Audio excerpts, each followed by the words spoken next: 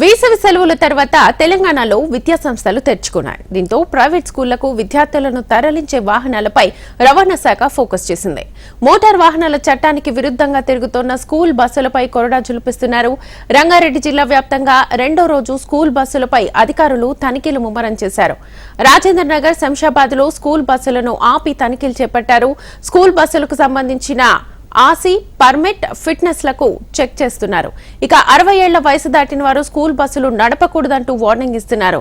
కాగా రాజేంద్ర నగర్ పరిధిలో నిబంధనలను పాటించకుండా తిరుగుతోన్న 5 బస్సులను ఆర్టీఏ అధికారులు సీజ్ చేశారు.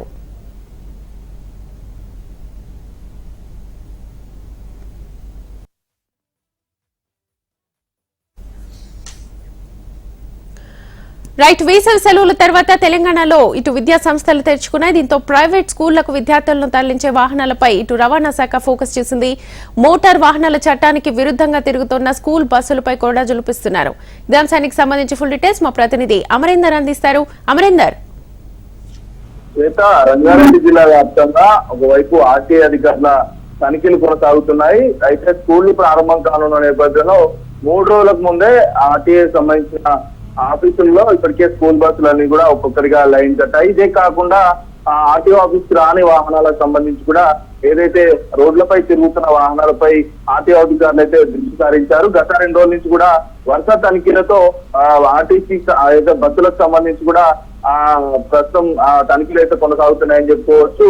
విద్యార్థులను తరలించే క్రమంలో గతంలో స్కూల్ బస్సుల విషయంలో చాలా రోడ్డు ప్రమాదాలు జరిగాయి. వీటికి సంబంధించి ఫిట్నెస్ తో పాటు ఆ పర్మిట్ కావచ్చు, ఇలాంటి ఇల్లీగల్ గా వాహనాలు మెయింటైన్ చేస్తున్నారు. మరోవైపు ఫైర్ సంబంధించిన సేఫ్టీ లేదు, ఫస్ట్ ఎయిడ్ కిట్ లేదు, ఇవన్నీ కూడా లేకుండా పూర్తిస్థాయిలో బస్సులను నడుపుతున్నారు.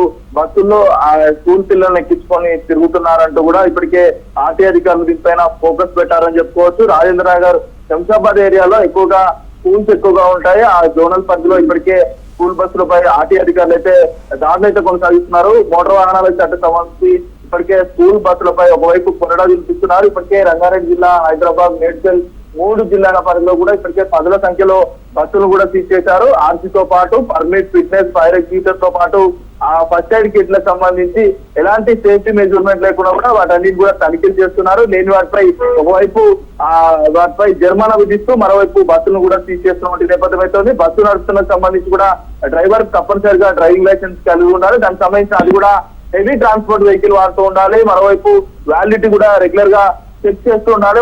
వ్యాలిడిటీ లేని వారందరిపైన కూడా చర్యలు తీసుకుంటున్నారు. మరోవైపు 60 సంవత్సరాల వయసు దాటిన డ్రైవర్లు ఎవరైతే ఉంటారో స్కూల్ బస్సులో నడపవద్దని కూడా ఇప్పటికే ఆర్టీఏ అధికారులు తీవ్ర స్థాయిలో వార్నింగ్ అయితే ఇస్తున్నారు. మరోవైపు రాజేంద్ర నగర్ పరిధిలోనే ఇవాళ ఒక్కరోజు 5 బస్సులు కూడా సీజ్ చేశారు. ఇంకా డ్రైవ్ కొనసాగుతుందని కూడా ఆర్టీఏ అధికారులు చెప్తున్నారు. నిబంధనల విరుద్ధంగా బస్సులు నడిపితే మాత్రం కఠినంగా చర్యలు తీసుకుంటామని కూడా ఇప్పటికే ఆర్టీఏ అధికారులు హెచ్చరిస్తున్నారు. ఇంకా డ్రైవ్ కొనసాగుతుంది. ఇప్పటికే స్కూల్ ఇప్పుడే మొన్న అంటే 2 రోజుల క్రితమే స్టార్ట్ అయ్యాయి. ఇంకా డ్రైవ్ లో చాలా మంది బస్సులు సంబంధించి చాలా మంది ఆర్సీ కావచ్చు, ఫిట్నెస్ కావచ్చు, దానికి సంబంధించిన వాహనాలకు సంబంధించి ఎలాంటి పత్రాలు లేని వాటిపై కొన్నిటిపై జరిమానా విధిస్తున్నాం. మరోవైపు పూర్తి స్థాయిలో ఇలాంటి సేఫ్టీ మెజర్మెంట్ లేని వాళ్ళు బస్సులను సీజ్ చేస్తున్నామంటూ కూడా ఆర్టీఏ అధికారులు చెప్తున్నారు.